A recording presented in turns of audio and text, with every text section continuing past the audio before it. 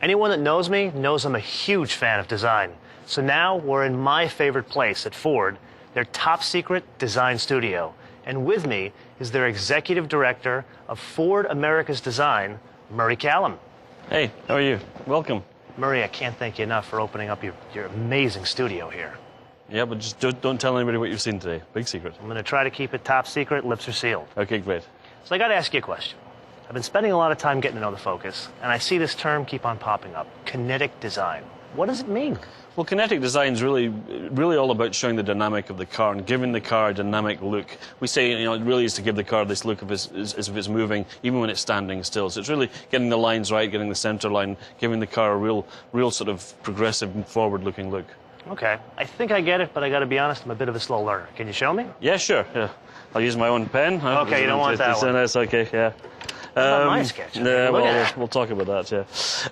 This guy's harsh. Okay, it's all to do with, first of all, it's all to do with confidence stance. And confidence stance is really, where the wheels are on the car. So the wheels really need to be at the corners of the car. Mm-hmm. And then it's about dynamic lines. And again, that gives you that sort of forward motion to the car. So the center line's a very important factor of that.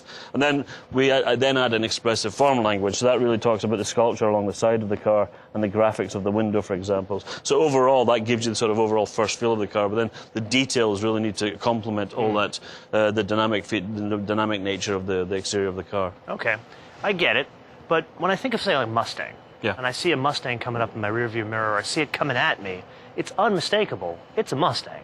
How do you do that in a C-Class car? Well, it's actually, we talk about this a lot, and it's actually what we call DRG, down-the-road graphics, and it really is all about recognizing the vehicle from a distance, and obviously in the Focus we want to do that, and so we've taken the Ford trapezoidal grille, we've lowered it a little bit, we've given it a really sort of low stance, we split it up into three to give it a more aggressive, sporty look. So really it's all about what you say, it's about that recognition factor and giving that car a very important signature. Okay.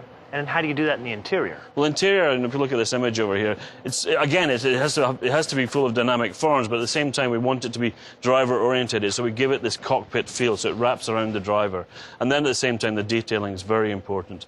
Again, complementing the dynamic nature of the interior, but at the same time, getting the craftsmanship, the fit and finish, and all that, really, so that it really feels like a really tight sort of suit around you. So again, just really giving it a sporty feel. Very cool. Murray, I have to admit, I'm a bit inspired. I'm going to poke around, see what you got here, and probably give you a CV later. Well, based on that sketch, I wouldn't hold your breath. Oh, Murray, have a good day. Okay, thanks for the honest feedback.